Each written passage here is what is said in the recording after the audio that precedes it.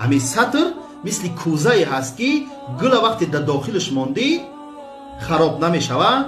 انمی خواهرای ما، مادرای ما وقتی که سطر میکنن مثل اونمو گل پژمرده نمیشوند. او کسایی که امروز شما را میگن که سطر نکن، سطر تا بگی، رنگی کم پیر شدی، پیر شدی، ولی جوانی، مقصد اونها فسادی هست. اونا میخواهند همین فیگور شما را بپل تماشا کنند، لذت ببرند.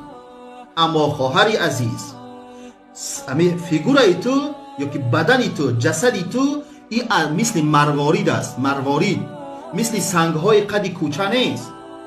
پس عزت خودت بدان، احترام خودت بدان. هیچ وقت به گپ این انسانهایی که شما را میخواهند گمراه کنند داده نشوید. هیچ وقت. سطرتان بکنین، نمازتان بخونین، اخلاق و آداب از دست ندین. بله علم با آموزین، اما سطر حجاب رعایت کنین. هیچ وقت داده نشوین. با سطر و با حجاب خودتان افتخار کنین. افتخار کن ای زن مسلمان که امروز سطر میکنی. سطر میکنی، افتخار کن. والله قسم بی سطری این قفاماندگی هست. اگر امی لباس بدن لیچ کردن پیشروی می بود، امی حیوان ها از ما پیشتر بدن. امی حیوان ها ببین امو اولادش میتوه. پس ما تو چند لیچ میکنیم طرف حیوان میرویم، استاستا میرویم همو اولادمون لیچ میکنیم دیگه. پس از این معلوم میشه که بی سطری یعنی لباس سطر از سر گرفتن، لباس تنگ و کوتاه پوشیدن، این نشانه پیشروی نیست. این چی است؟ خفا رفتن از طرف حیوانات، لیچ برهنه کردن طرف حیوان است.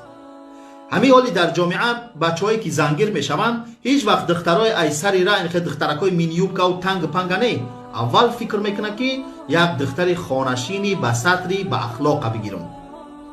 با اخلاق بگیرم. حتی در همین محله ها دخترکایی که با اخلاق هستند سطر میکنن، دائما اسقال اونها ریختگی ای. اسقالشون ریختگی ای. قریب هر روز اسقال میآید. قریب هر روز. برای چی؟ برای که دختری با اخلاق ای، دختری با سطر ای، خدا ترس ای، هنرمند ای.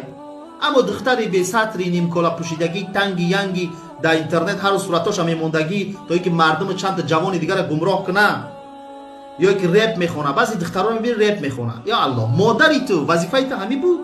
وظیفه تو همین که در اینترنت بشینی صورتات رکلام کنی، خطر رنگ پنگ بکنی، در رکلام بمونی، بعد با بخیزی رپ بخونی. وظیفه تو این نبود. تو مادر هستی، تو خواهر هستی، تو آینده باید مادر شوی، تو باید فرزند به جامعه بیاری، باید جامعه را تربیت کنی. تو مدرسه هستی. تو را 5 تنگه کردن این روز، تو را بیپل استفاده بردستیان. بدن نازکی تو را که از طلا و نقره و از مروارید و از بریلیانت قیمتتر است، مثل ریگ‌های قدی نمی راه کردگی هستند. به هر راه و واسطه سطری تو را میخوان از سرت بکشن. به هر راه و واسطه تو را لباسای تنگ میپوشانند. او ماده های اینی خیلی کرتا بپوش، اینی خیلی بپوش. هر ماه یا بین 2 ماه میبینی یک ماده نو پیدا شد. هدف چی است؟ هدفی است که نمی خواهرای ما را نیم برهنه بکنن و بیپل تماشا کنن دیگه. بیپل. اما خوش به حالی مادری که سطری خودش رعایت میکنه، نمازش میخونه، قرآنش میخونه و اخلاق خوب داره، شوهرش احترام میکنه، فرزندش تربیت میکنه، تربیت میکنه، سنت های رسول الله صلی الله علیه و سلم به جا میاره، خوش به حالش، انشاءالله که جنت صاحب میشود. جنتی که جوانیش پیری نداره، خرسندیش غم نداره،